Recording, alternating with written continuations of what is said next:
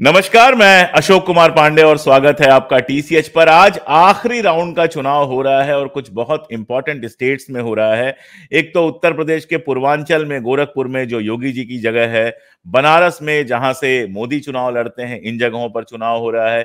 दूसरा पंजाब में चुनाव हो रहा है। पंजाब में मजेदार यह है कि चंडीगढ़ की सीट पर और दिल्ली में आप और कांग्रेस मिलकर लड़े। चंडीगढ़ में केजरीवाल ने बाकायदा कांग्रेस को समर्थन दिया, लेकिन बाकी पंजाब में केजरीवाल और कांग्रेस आमने सामने है। ऐसे ही बंगाल में इंडिया गठबंधन के हिस्सा है ममता बनर्जी, लेकिन वहां पर लेफ्ट और कांग्रेस का एक फ्रंट बना हुआ है। ममता बनर्जी अलग से चुनाव लड़ रही है। ऐसी जगहों पर चुनाव चल रहे हैं और इन सब के बीच में प्रधानमंत्री महोदय तपस्या कर रहे हैं। इस बार उन्होंने विवेकानंद रॉक चुना है, तो विवेकानंद जी का बंगाल से रिश्ता आप जानते हैं और बंगाल से चुनाव का रिश्ता आप जानते हैं। ये सारा जो खेल चल रहा है, इसमें हमने सोचा कि शीतल प्रसाद सिंह जी से बातचीत की जाए, जाना जाए। वो पंजाब भी गए थे, बंगाल भी गए थे, पूर्वांचल तो उनका क्षेत्र है ही। उनसे हम समझने की कोशिश करेंगे कि इन इलाकों में चल क्या रहा है और उम्मीद क्या की जा सकती है। सर, आपका बहुत स्वागत, नमस्कार। सवाल की जगह मैं यहां से शुरुआत करूंगा कि आप उस इलाके में काफी घूमे हैं, खासतौर पर पंजाब से आप अभी लौटे हैं। क्या लग रहा है पंजाब में, किस तरह का माहौल है? देखिए, पंजाब में बड़ी उथल पुथल है, इसलिए कि जो किसान आंदोलन हुआ था वो शुरू वहीं से हुआ था और वहां के गांव गांव में उसकी गूंज है। असंख्य वहां शहीद हुए उस आंदोलन के दौरान, और अभी जब दोबारा शुरू हुआ फिर एक लड़का उसमें पुलिस की गोली से उसकी मृत्यु हुई, उसका गुस्सा है। गांव गांव में वहां पोस्टर लगे हुए हैं जिसमें भारतीय जनता पार्टी के प्रत्याशियों को गांव में घुसने से मना किया गया है। और उनके प्रचार से ये लगता भी है कि कुछ हिस्सों को छोड़कर ज्यादातर पंजाब में गांवों में भारतीय जनता पार्टी प्रचार करने में सफल नहीं हुई है, उसके लिए मुश्किल है। ये तो वहां का एक जनरल माहौल है। दूसरे, वहां आम आदमी पार्टी की सरकार है, उसके खिलाफ थोड़ी बहुत एंटी इनकम्बेंसी जनरेट हो चुकी है। कांग्रेस बहुत ही विखंडित पार्टी के तौर पर वहां है, उसके तमाम शीर्ष नेता जो हैं वो भारतीय जनता पार्टी में चले गए हैं, उनके पूर्व मुख्यमंत्री समेत। तो इस तरह से एक अजीब सी स्थिति है। लेकिन अकाली दल जो है वो पिछले 2-3 पराजयों के बाद वो भी एक कमजोर हालत में है, लेकिन उसका वहां के समाज के एक बड़े हिस्से पर बड़ा असर रहा है। तो कुल मिला के एक ऐसी स्थिति है जिसमें दो दल आमने सामने चुनाव लड़ते हुए नजर आ रहे हैं, कांग्रेस और आम आदमी पार्टी, जो दोनों राष्ट्रीय स्तर पर एक गठबंधन में है, लेकिन पंजाब में वो एक दूसरे के सामने। ये उन्होंने टैक्टिकल मूव किया है, क्योंकि वो ये समझते थे कि अगर वो ये स्थिति छोड़ देंगे तो उस जगह में बीजेपी या अकाली दल कोई आके विपक्ष की भूमिका में आ जाएगा। तो वो विपक्ष की भूमिका आपस में ही रखना चाहते हैं, और ये रखते हुए वैसा लग भी रहा है कि जो सीटें हैं वहां, एक वहां नकारात्मक डेवलपमेंट है। जो सीमावर्ती इलाके हैं, पहले तरनतारन नाम की सीट होती थी 2009 तक, अब उसका नाम बदल के खडूर साहिब सीट के नाम से है। वो वहां से एक एनएसए डिटेनी है अमृतपाल सिंह, जो बीच में अभी 2 सालों के बीच उभरे, जिनको पाकिस्तान वाले भारतीय एजेंसियों का आदमी बताते हैं, भारत वाले पाकिस्तानी एजेंसियों का आदमी बताते हैं। और बहुत से लोग उनको जो बाहर हमारे सिख लोग रहते हैं उनके द्वारा स्पॉन्सर्ड यानी खालिस्तान आंदोलन का प्रतीक मानते हैं। वो एक पुराने वहां के, आप कह सकते हैं वहां के लोगों के लिए के एक हिस्से में नायक, लेकिन दिल्ली के लिहाज से खलनायक, जर्नैल सिंह भिंडरा वाले का जो वेशभूषा और बाना रहा है, उसी तरह का पहनावा ओढ़ावा, वैसी ही बोलचाल, वैसा ही नाक तक उनका है। वो इस समय जेल में है, हम आप जानते हैं, ये पुरानी बात हो गई, लेकिन वो जेल से चुनाव लड़ रहे हैं और उस सीट पर वो बड़े लोकप्रिय है, ऐसा देखने में मिला। वहां गांव में एक तो ये पोस्टर है ही है गांव में कि बीजेपी यहां नहीं आएगी, लेकिन वहां के गांव में ज्यादातर में मैंने देखा कि उनके अलावा किसी के पोस्टर नहीं। लोगों से बातचीत से भी पता चला कि ज्यादातर लोग जो है उन्हीं की ओर हैं, या वो लोग जो वोकल लोग हैं कम से कम वहां वो उनकी ओर हैं। हो सकता है कि क्योंकि थोड़ा भाषा का फर्क होता है, बहुत सी चीजें हम वहां नहीं उस तरह से समझ पाते या सही सही उसका टोन नहीं पकड़ पाते। हो सकता है वहां कम्युनिस्ट पार्टियों का भी असर है। एक उम्मीदवार भी लड़ रहा है वहां, आम आदमी पार्टी भी है, कांग्रेस भी है। तो लेकिन ज्यादातर लोगों की, इवन पत्रकारों की, ये समझ है कि उस सीट पर वो निर्दलीय तौर पर जीत सकते हैं। उसके साथ और डेवलपमेंट ये है कि उसके बगल की लगी हुई सीट फरीदकोट में एक, जो श्रीमती गांधी के 2 प्रमुख हत्यारों में से एक बेअंत सिंह थे, उनका पुत्र लड़ रहा है, वो भी निर्दलीय लड़ रहा है और एक तरह से कहा जाता है इन्हीं के ग्रुप से एसोसिएट है। उसका भी चुनाव बहुत वहां चढ़ा हुआ है। तो वहां 2-3 जनपद ऐसे हैं जिसमें उसको वहां के लोकल स्लैंग में कहते हैं पंथिक आंदोलन। अकाली दल के पास पहले वहां के गुरुद्वारों की प्रबंधन के जो समितियां थी उसमें सब में उनका वो था, और जो पंथिक आंदोलन कह सकते हैं सिख धर्म में के अंदर चलता है उसमें भी अकाली दल का ही प्रभुत्व होता था या उनके लोग होते थे। अब वो चीज वो गंवा चुकी है और उसमें नए पात्र जो है भर गए हैं, और ये जो टीम आ रही है इसका असर तीसरी सीट संगरूर तक भी है। खडूर साहिब, फरीदकोट और उससे लगी हुई संगरूर में सिमरनजीत सिंह मान जो अभी बाई इलेक्शन में सांसद बन गए थे, वो चूंकि इसी तरह की धारणा के हैं आप और हम जानते हैं, इसी तरह की बात करते हैं, तो आसानी से इसी टीम में, तो ये 3 सीटें वहां एक नई किस्म की इबारतें लिख रही हैं जिसको नोट किया जाना चाहिए, इसलिए मैंने इसका जिक्र किया। अब जो बची है 10 सीटें, पिछले एक सेकंड में रोक रहा हूं आपको, पिछले विधानसभा चुनाव में भी ये कहा गया था कि खालिस्तान समर्थक जो वहां है, एक सेंटिमेंट है, उसका असर बढ़ता हुआ नजर आ रहा है, और कहा गया था कि आम आदमी पार्टी को कहीं ना कहीं इन लोगों ने सपोर्ट किया था। तो मतलब बहुत विस्तार में तो नहीं, लेकिन शॉर्ट में क्या वाकई ऐसा लग रहा है कि वो सेंटिमेंट्स पंजाब के अंदर फिर से बढ़ते हुए दिखाई दे रहे हैं? देखिए वो सेंटिमेंट वहां मौजूद है, बढ़ता घटता तो ये संकेतों से लगता है, लेकिन वो सेंटिमेंट वहां का एक बहुत प्रमुख सेंटिमेंट है। गांव में हम पाते हैं जब वहां पंजाब के गांव में जाएं तो बहुत से युवा जो है वो भिंडरांवाले का पोस्टर लगाना या उनका झंडा लगाना या उनकी किताबें रखना या उनके भाषणों के टेप रखना, ये वहां एक तरह से आप कह सकते हैं कि उनमें ये भावना रहती है और वो प्रतीक वहां खुलेआम वो रखते हैं। तो ये चीज तो वहां है, क्योंकि पंजाब का जो कंपोजिशन है इस समय, वहां सिख आबादी के बहुत सारे लोग विदेशों में रहते हैं, लगभग हर घर से कोई न कोई विदेश में है, और जो नहीं जा पाया वो जाने की कोशिश में है, और इसलिए यूरोप में और कनाडा में उनकी बड़ी आबादी है, ऑस्ट्रेलिया में भी सभी जगह है, लेकिन कनाडा और यूरोप, लंदन खासकर, जी, वो लोग यहाँ के सामाजिक और राजनीतिक वातावरण में दखल रखते हैं, क्योंकि वहां उन पर वो नियंत्रण या डर नहीं है जो यहाँ है कानून का और अदरवाइज भी। तो इसलिए वो वहां उसको खुले ढंग से व्यक्त करते हैं, और वो वहां निश्चित तौर पर भारत से अलग होने वाला जो एक धारा है, जिसके बारे में आरोप है हमारी एजेंसियों का कि पाकिस्तानी एजेंसियां उसको फंड और नर्स करती हैं, उसमें वो मिलते हैं। वो बार बार वहां भारतीय जो प्रशासनिक दूतावास और हाई कमीशन वगैरह है, वहां होने वाले प्रदर्शनों वगैरह में भी हम उनको पाते हैं। तो वो एक धारणा वहां है, और उसका चूंकि लिंक ऐसे जुड़ा हुआ है कि जैसा मैंने बताया हर घर का कोई आदमी बाहर है, बाहर वो उस तरह की संगत में है, यहां जब वो आता है तो दूसरी चीजें हैं, तो वो एक परेशानी वहां चलती है। आम आदमी पार्टी को सफलता दिलाने में उस धारा का निश्चित तौर पर रोल रहा है, ठीक उसी तरह से जैसे अन्ना आंदोलन को सफलता दिलाने में 2011 से 14 में आरएसएस या राइट विंग संगठनों का पीछे से रोल रहा है, वैसा ही रोल वहां इस तरह के इस आंदोलन का है, और इस आंदोलन के नायक वहां हमेशा पैदा होते रहते हैं, और वो कब खलनायक बन जाए और कब किसी दुर्घटना में चले जाए, ऐसी चीजें वहां होती रहती। जैसे एक लड़का जो अभी यहाँ पे लाल किले पर वो निशान फहराने के मामले में जिसका नाम आया था, बाद में एक्सीडेंट में उसकी डेथ हुई, उसका नाम स्लिप कर रहा हूं, उसके पोस्टर्स बहुत हैं। एक वहां लखा सिधाना नाम से एक क्रिमिनल था, वो वहां सामाजिक नेता बन गया है और इस तरह की बातें करता है।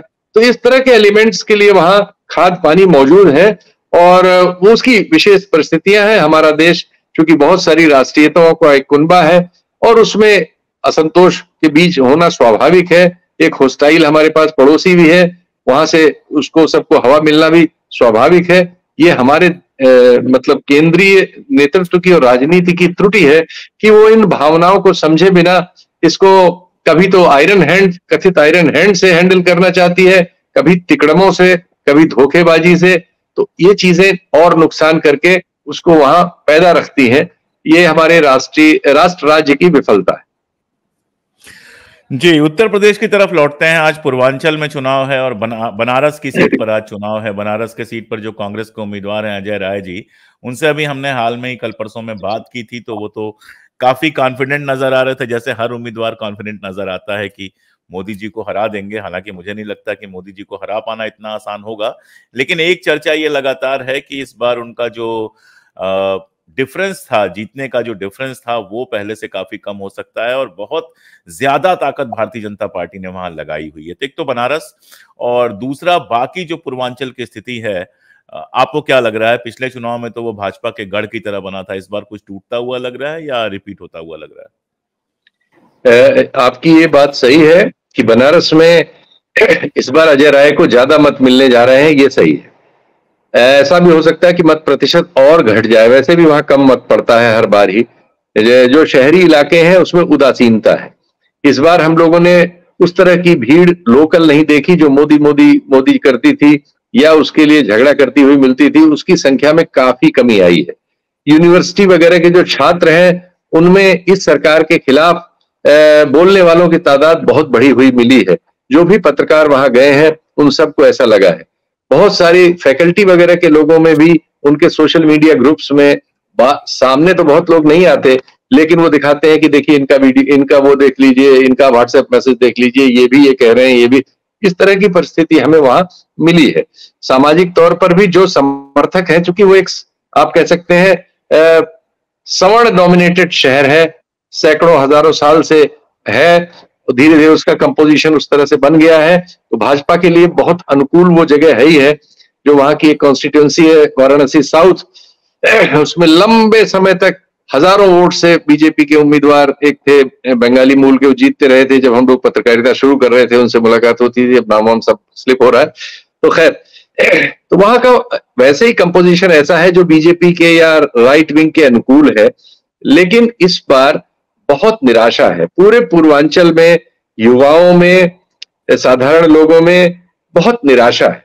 लेकिन उस निराशा को व्यक्त करने का जो मंच है उसमें हम पाते हैं कि सवर्ण लोग तो इधर उधर की बात करते हैं, पिछड़ी जातियों में और दलित समाज में हमें वो स्वर बड़े, जहां वो पहली बात तो शांत रहते हैं, बोलना नहीं चाहते, उन्हें हम पर शक होता है, एक जायज शक है उनका। मीडिया उनके साथ जिस तरह से व्यवहार कर रहा है, वो हमारे ऊपर उनका शक करना एकदम जायज है, तो वो लगभग अपनी राय नहीं रखते। लेकिन अगर हम ये संभव हुआ कि हमने उनका विश्वास जीता, कुछ समय उनके साथ बिताया, फिर वो जब बोलना शुरू करते हैं, तो मैं कह सकता हूं कि पूरे पूरब में और इवन लखनऊ के भी चारों तरफ और प्रदेश के ज्यादा बड़े हिस्से में इस समय पिछड़ी जातियों और दलित समाज में इस सरकार के विरुद्ध असंतोष काफी बढ़ा हुआ है। कई जगह वो अपने सीटों उटों पे जो प्रत्याशियों का बंटवारा होता है उसमें फंस के बीजेपी को भी वोट दे सकता है। लेकिन उस असंतोष से, जिसमें कई बेसिक कारक हैं, एक तो अनवरत कारक है लेकिन वो धर्म की चादर उसको ढक लेती है, वो है कि वहां आवारा पशुओं की समस्या और जंगली जानवरों की समस्या जो नीलगाय, सूअर इत्यादि की है, उसने उनके किसान के जीवन को तहस नहस कर रखा है। धार्मिक आग्रहों से जो सरकार वहां है वो इस पर कोई काम नहीं करती, और जो थोड़े मोड़े दिखाऊ काम करती है उससे उसका हल नहीं हो रहा है, और ये समस्या दिन दुनी रात चौगुनी बढ़ रही है। लेकिन इसका प्रकटीकरण सिर्फ वही होता है जहां वो सत्तारूढ़ दल को चुनाव में हराते हुए नजर आते हैं, लेकिन जिन जगहों पे वो ऐसा नहीं दिखता वहां वो चीज दबी सी रहती है। दूसरा यह है कि आर्थिक रूप से एक विपन्नता आई है हमारे ग्रामीण महासागर में। पिछले 10 वर्षों में जो भी नीतियां रही हैं, इसने हमारे ग्रामीण जीवन की अर्थव्यवस्था को चौपट कर दिया है। रोजगार मिल नहीं रहे हैं, और प्राइवेट रोजगार है नहीं, झूठ चाहे जितना बोला जाए। तो उससे क्या है कि एक पूरे के पूरे रेवड़, पूरी की पूरी उम्र बेरोजगार पड़ी हुई है। वो जो CMIS का डाटा है, CMI का, कि जिसमें बताता है कि करीब अब 38% लोग तो रोजगार की तलाश करने का विचार ही छोड़ चुके हैं। ऐसे लोग आपको वहां चाय की दुकानों और सब पे मिल जाएंगे, और विभिन्न दलों में अपनी राय व्यक्त करते हुए, झगड़ा करते हुए मिलेंगे। अपनी जातियों के हिसाब से उनकी राय है ज्यादातर मामलों में। और यस, जो धार्मिक बंटवारा करने में राइट विंग सफल हुआ है इस देश में, धार्मिक ध्रुवीकरण करने में, उसने भी एक हिस्सा तो पागलों का पैदा कर ही दिया है, जो बेसिर पैर की बातें करता है कि 5,000 का भी सिलेंडर हो जाएगा तब भी हम मोदी को जिताएंगे। उसकी जेब में 5 पैसे नहीं होते, वो किसी दूसरे से चाय पीने के लिए बैठा रहता है। लेकिन इस तरह की बकवास करते हुए सैकड़ों जगह पे आपको लोग मिल जाएंगे और झगड़ा भी कर लेंगे। तो एक हिस्सा ये भी समाज में 10-15% का पैदा करने में सफल रहा है राइट विंग, कि जो बिना सोचे विचारे चीजों पर अपनी प्रतिक्रिया देता है और झगड़ा कर लेता है और जिद करता है, और उसकी बातचीत और बोलचाल में हिंसा होती है, चाहे वो शाब्दिक हो या फिजिकली करे। लेकिन जो सचमुच में काम करने वाला हिस्सा है समाज का, जो खेतों में काम कर रहा है, कारखानों में काम कर रहा है, काम की तलाश कर रहा है, उसमें भीषण बेचैनी है। और वो बेचैनी जगह जगह अलग अलग तरीके से प्रस्फुटित हो रही है। जहां मान लीजिए उसकी जाति का सजाती है, कोई उम्मीदवार वगैरह मिल जाता है, या वो राजनीतिक रूप से ऐसी उठक बैठक में शामिल है जिसमें ये सब बातें होती हैं, वहां तो वो एक तरफा नजर आता है। अयोध्या तक में आप कह सकते हैं कि इस बार का चुनाव बहुत ही कठिन है भाजपा के लिए। पूरा पूरब और पूरा मध्य और पूरा अयोध्या के बारे में चूंकि आपने कहा, मैं एक सेकंड रुकूंगा। आप तो बहुत सीनियर हैं, आपको याद होगा कि जब बाबरी मस्जिद गिरी थी, उसके बाद भारतीय जनता पार्टी वहां से चुनाव हार गई थी। मित्रसेन यादव जी हुआ करते थे, उन्होंने चुनाव जीता था। तो अभी मैं कल परसों किसी मित्र से बात कर रहा था, तो उन्होंने कहा कि इतिहास अपने आप को दोहरा भी सकता है इस बार। बिल्कुल बिल्कुल, ये शंका पूरी है। तो अयोध्या शहर अपने आप में उस तरह का सांप्रदायिक शहर नहीं रहा है जितना अयोध्या को लेकर बाहर माहौल बनाया जाता है। एक्चुअली फिर वही बात, अयोध्या शहर में तो फिर कह सकते हैं, क्योंकि शहरों में इस तरह का कंपोजिशन, सोशल कंपोजिशन बना है पिछले 60-70 सालों में, जो भी देश का विकास हुआ है, क्योंकि उसका ज्यादा हिस्सा सवर्ण जातियों में बटा है। तो वो लोग सब गांव में से कोई न कोई हिस्सा उसका निकल के शहर में कोई घर बना लेता है, कोई किराए पे ले लेता है, कोई वहां काम करने लगता है, कोई वकील हो जाता है। तो शहरी सिस्टम में वो सेट हो जाते हैं, शहरी नौकरियां वगैरह ले लेते हैं। तो इसलिए शहरों में जो है वो तो नजर आता है कि भारतीय जनता पार्टी मजबूत है, क्योंकि वो कंपोजिशन ऐसा है। लेकिन जैसे ही आप देहाती महासागर में आते हैं, क्योंकि फैजाबाद की भी लोकसभा सीट में देहाती हिस्सा करीब 70-75% है। जब आप उसमें जाते हैं तब वहां रियलिटी से आपका सामना होता है। शहर में तो इस तरह की जुगाली करते हुए लोग आपको मिल जाएंगे कि नहीं आखिर में बीजेपी ही जीतेगी। लेकिन जब आप गांव में और सब जगह जाते हैं तो आपको पता चलता है कि विधानसभा दर विधानसभा उनकी हालत खराब है। और इतना तो बिल्कुल तय मैं अभी इसको दावे से कह सकता हूं कि 5 में से 3 विधानसभा वो नहीं जीत पाएंगे। चुनाव भले ही कई तरह के संकेंद्रण होते हैं, कई तरह की चीजें होती हैं, उसकी वजह से मान लीजिए 10-15 हजार से वो जीत भी जाए, तो 2-3 चीजें तो श्योर होंगी। एक, उनका मत प्रतिशत बहुत गिरेगा, मतों का अंतर बहुत गिरेगा, और ज्यादा विधानसभाओं में वो चुनाव हारेंगे, ये तो होना ही है। और ऐसा भी हो सकता है कि उलटफेर भी हो जाए, जिसकी संभावना वहां गए लगभग हर फील्ड रिपोर्टर ने व्यक्त की। और ये वाला जो इलाका है गोरखपुर, देवरिया, महाराजगंज, इस इलाके के बारे में क्या रिपोर्ट है आपके पास, जो योगी देखिए बनारस वाले इलाके हैं? बनारस से गोरखपुर पट्टी में 2 सीटें ऐसी रही हैं जो पिछली बार थी, गाजीपुर और घोसी। चूंकि ये एक पूरी बेल्ट लगती है, पिछड़ी जातियों और मुसलमानों की आबादी का कंपोजिशन ऐसा है कि वहां पर बीजेपी के लिए मुश्किल काफी है। इस हिस्से में जो गोरखपुर से चारों तरफ है, इसमें भाजपा ने अपने पैर बहुत तगड़े जमा लिए थे और पिछली बार लगभग सारी सीटें जीत ली थी। लगभग क्या जीती थी। तो उसकी उस एरिया में इस बार बड़ी भीषण लड़ाई हो रही है। इस समय जब मैं आपसे बात कर रहा हूं तो मेरे मैसेजेस में, चूंकि मैंने कोशिश की थी, फेसबुक पे भी एक पोस्ट डाल दी थी, क्योंकि इस समय मैं वहां नहीं हूं, लेकिन जिन लोगों से मिल के आया हूं उनको मैंने व्हाट्सएप वगैरह मैसेज कर रखे थे कि आज क्या हो रहा है, आप अपनी वहां फील्ड रिपोर्ट दें। तो बहुत सारे संदेश आ रहे हैं। उससे मुझे ये जानकारी मिल रही है कि हम गोरखपुर की एक सीट को अगर एडवांटेज बीजेपी दे दें, हालांकि वहां भी बहुत कड़ा मुकाबला होने की सूचनाएं हैं, लेकिन मैं लेकिन मैं फिर भी उसको एक बेनिफिट ऑफ डाउट देना चाहता हूं। उसके बाद की सारी सीटों पर इस समय तक जो मतदान जिस तरह से हो रहा है और प्रचंड गर्मी है, सबसे दुर्भाग्यपूर्ण है। देखिए इसका भी जिक्र कर दें, कल हमारे इसके लिए जो व्यवस्था के कर्मचारी हैं उसमें करीब 9 होमगार्ड मिर्जापुर में इस 48 डिग्री में उनका निधन हो गया। कई दूसरे कर्मचारियों का करीब 17 लोग शायद मर चुके हैं अब तक, और दर्जनों लोग अस्पतालों में हैं इस हीट वेव की वजह से। चुनाव आयोग ने इस चुनाव को जिस तरह से लंबा खींच के जून के इस हिस्से में पहुंचाया है, जब ज्ञात तौर पर हमारा मौसम सबसे गर्म होता है और उन इलाकों में पठारी इलाके हैं मिर्जापुर के चारों तरफ, तो ये उन्होंने उनको खतरे में डाला है। ये बहुत खराब हुआ और इसका असर मतदान पर भी दिन में अभी 11 बजे के बाद पोलिंग लगभग बहुत हिस्सों में रुक गई है।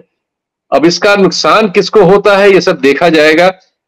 लेकिन इस बार निश्चित तौर पर मत प्रतिशत पर इस गर्मी का भी असर पड़ेगा। लेकिन इसके बावजूद सभी सीटों पर जहां आज मतदान हो रहा है, बनारस और गोरखपुर छोड़कर, यही खबरें हैं कि हर सीट पर बहुत ही कड़ा मुकाबला है। क्योंकि अब आज शाम से एग्जिट पोल वगैरह आ जाएंगे तो कोई उस तरह का आकलन करना ठीक नहीं होगा। लेकिन एक ऐसी जगह जहां अधिकांश सीटें बीजेपी, अधिकांश क्या, एकदम 80%, 85%, साफ साफ वहां था इस बार बिल्कुल। हाँ। से, जी, वहां अगर लोग ये कह रहे हैं कि आधा आधा भी हो सकता है या एडवांटेज गठबंधन भी हो सकता है, तो इससे ही आप संकेत समझ सकते हैं। और बंगाल की कोई खबर है सर? क्योंकि बंगाल का चुनाव भी बहुत इंपॉर्टेंट है। आज इंडिया गठबंधन ने अपनी मीटिंग बुलाई है, और इसलिए ही नहीं ममता जी आई क्योंकि वहां पर आज चुनाव था। तो बंगाल की कोई खबर है, और आज जो मीटिंग होने वाली है उसको लेकर कुछ जो भी आपको अभी बंगाल में सुबह एक जी। पोलिंग बूथ से बर्धमान में आई थी कि वहां कुछ झगड़ा हो गया और वो सब मशीनें वशीनें फेंक दी गई किसी पौंड में। छीनी गई। हाँ उसके बाद जी। इलेक्शन कमीशन का उसमें क्लेरिफिकेशन आया कि हमने मतदान चालू करा दिया है और मुकदमा दर्ज कर दिया है। मतदान पिछले राउंड में और इस राउंड में वहां से भयानक ध्रुवीकरण की खबरें हैं। विधानसभा में भी काफी हद तक हो गया था, और हम लोगों ने जो सीट से खुद लड़ी थी मुख्यमंत्री जी वहां की, और वो सीट हार भी गई थी, वहां ध्रुवीकरण देखा था। प्रचंड ध्रुवीकरण करने में बीजेपी सफल थी। तो इसलिए इन दो चरणों में ध्रुवीकरण किस हद तक असर डालेगा नतीजों पर, ये काउंटिंग के बाद ही पता लगेगा। लेकिन ये वो इलाके हैं जहां से तृणमूल को ज्यादा सफलता की उम्मीद है। इस बार ऐसा भी वहां हो रहा है कि जो कांग्रेस और लेफ्ट का फ्रंट बना है, लोग कह रहे हैं वहां से कि उसको भी मत प्रतिशत इस बार बढ़ रहा है, और वो ज्यादा सीटों पर चैलेंज में आया है जैसा पिछली बार नहीं था। अब पता नहीं रियलिटी क्या है। अब जब नतीजे आएंगे तो देखेंगे। ये वहां के मित्रों की, और जो वहां पे हैं, मैं तो एक ही बार गया था, बाकी लोग वहां जो है उनसे बातचीत होती रहती है, उसके अनुसार ऐसा है। वहां भी दो तरह की धारणाएं चल रही हैं। इस ध्रुवीकरण के चलते लोगों के आकलन में फर्क आ रहा है। कुछ लोग कह रहे हैं कि ध्रुवीकरण के बावजूद जैसे विधानसभा में वो चुनाव हार गए थे बुरी तरह से, उसी तरह से हारेंगे। और कुछ लोग कह रहे हैं कि नहीं, इस ध्रुवीकरण से उनको कुछ सीटें इस इलाके में बढ़ सकती हैं। तो जो भी है वो 12 से लेके 22 के बीच बीजेपी की सीटों का आकलन वहां के पत्रकार कर रहे हैं। अब आज वोट पड़ जाए और कोई अशांति न हो और हिंसा न हो तो अच्छा ही होगा। यही सूचना है मेरे पास वहां से। और जो इंडिया गठबंधन की आज मीटिंग हो रही है उसमें क्या तय हो सकता है? एक तो इन लोगों ने फैसला लिया कि एग्जिट पोल में कांग्रेस अपने लोगों को नहीं भेजेगी, और क्या फैसला हो सकता है आज जो इंडिया गठबंधन की मीटिंग मुझे में? लगता है कि आज तो ये आकलन आपस में शेयर करेंगे, क्योंकि एक गठबंधन था जिसके विभिन्न कॉन्स्टिट्यूएंट्स थे, सब अपने अपने इलाकों के बहुत ही प्रभावी सत्रप्स हैं। उन्होंने इस चुनाव में कई राज्यों में बहुत बड़े उलटफेर की संभावनाओं को जन्म दिया है। अब एग्जैक्टली कितना क्या हो रहा है, जैसे महाराष्ट्र है, जैसे उत्तर प्रदेश है, बिहार है, यहां से निश्चित तौर पर जैसी सूचनाएं आई हैं उनके अनुसार लोगों को बहुत सारी उम्मीदें भी हो गई हैं। मुझे लगता है कि इसी सब की एनालिसिस वो लोग आपस में करेंगे और 4 तारीख के लिए रणनीति तय कर रहे होंगे। आज एग्जिट पोल का उन्होंने बहिष्कार किया है, ये एक रणनीति का हिस्सा है। और अब देखते हैं कि उनके सारे कॉन्स्टिट्यूएंट्स इसको मानते हैं कि नहीं। कई बार उनके बारे में ऐसा हुआ है कि कुछ फैसले उन्होंने लिए जो बाद में दूसरे कॉन्स्टिट्यूएंट्स ने उसको फॉलो नहीं किया और वो टूट गए। तो देखते हैं कि इसमें वो क्या चीज अमल कर पाते हैं। और लोगों को तो इस मीटिंग से दूसरी बहुत सारी संभावनाएं थी, लेकिन मैं अभी उन संभावनाओं पे नहीं जा रहा हूं कि प्रधानमंत्री का उम्मीदवार तय हो जाएगा कि क्या, ये मुझे नहीं लगता कि ऐसा अभी होगा। अभी ये मुझे भी लगता आपस है कि में अगर पूरे चुनाव अभियान में आपने घोषित नहीं किया तो जीत जाइए, उसके बाद ही प्रधानमंत्री पद का उम्मीदवार घोषित कीजिए। स्वाभाविक है। आज आज आप घोषित कीजिए, परसों नतीजा पलट जाए तो फायदा क्या है? तमाशा ही बनेगा। वो हास्यास्पद हो जाएगा। तो मुझे नहीं लगता ऐसी कोई बिल्कुल। गलती वो लोग करेंगे, बड़े संजीदा लोग हैं। तो मुझे उम्मीद है कि वो आपस में जो परिस्थिति है उसका विश्लेषण कर रहे होंगे, और जो भी उनके राज्यों में हुआ है वो डिटेल्स आपस में शेयर कर रहे होंगे। तो उम्मीद और देखते हैं। आज शाम के लिए, आज के लिए, कल के लिए यही शब्द हो सकते हैं। जब तक डब्बा खुले नहीं जब तक रिजल्ट आना शुरू नहीं हो। भविष्यवाणियां तो केवल दो तरह के लोग कर सकते हैं, एक जिन्होंने बाकायदा सर्वे करवाया हो, जिनके पास सर्वे के रिजल्ट हो, और दूसरे जिन्हें भविष्यवाणियां करने की आदत हो। हम लोग भविष्यवाणियां तो कोई नहीं कर रहे हैं, लेकिन इस बार का जो चुनाव हुआ है उसमें बहुत साफ दिखाई दे रहा है कि कई जगहों पर उलटफेर की, जैसे राजस्थान की बात करूं सर, राजस्थान में मतलब जो वहां के पत्रकार हैं वो कांग्रेस को 8 से लेके 10 सीटें दे रहे हैं, कोई 8 दे रहा है, कोई 10, जो बहुत कम दे रहा है वो भी 5-6 दे रहा है। तो जहां 25 की 25 गई हैं, वहां अगर 5-6 भी कांग्रेस को आती हैं तो ये सफलता मानी जानी चाहिए। ऐसे ही गुजरात के अभी विधानसभा में बहुत शानदार प्रदर्शन किया भारतीय जनता पार्टी ने, लगभग कांग्रेस को साफ कर दिया। उसके बावजूद इस बार 80%। माना जा रहा है कि 80% इस बार माना जा रहा है कि, और जो जीते भी थे कांग्रेस के उनमें से भी कई चले गए भारतीय जनता पार्टी में, बड़े नेता चले गए उनके, जी जी। अर्जुन मोढवाडिया जैसे नेता चले गए उनके, फिर भी माना जा रहा है कि आप और कांग्रेस गठबंधन को 2 से 5 सीटें मिल सकती हैं। तो बहुत सारी चीजें आई हैं। अब इकट्ठे जब रिजल्ट आएगा तभी समझ में आएगा कि जितना कुछ दिख रहा था वही सही था, या ग्राउंड के नीचे कोई लहर थी जिसको कोई नहीं पकड़ पाया। ये इलेक्शन का, चुनाव का सबसे खूबसूरत पहलू यही होता है कि जिसको जो दिखाई देता है, कई बार हाथी के पांव वाली स्थिति होती है, और कई बार दूर से दिखता हुआ हाथी होता है जिसकी साइज का अंदाजा लगा पाना थोड़ा मुश्किल होता है। इस बीच में आपने समय दिया सर, बात की और हमारे साथ अपने इनपुट साझा किए, बहुत शुक्रिया। धन्यवाद आपको, आपने बुलाया। नमस्कार।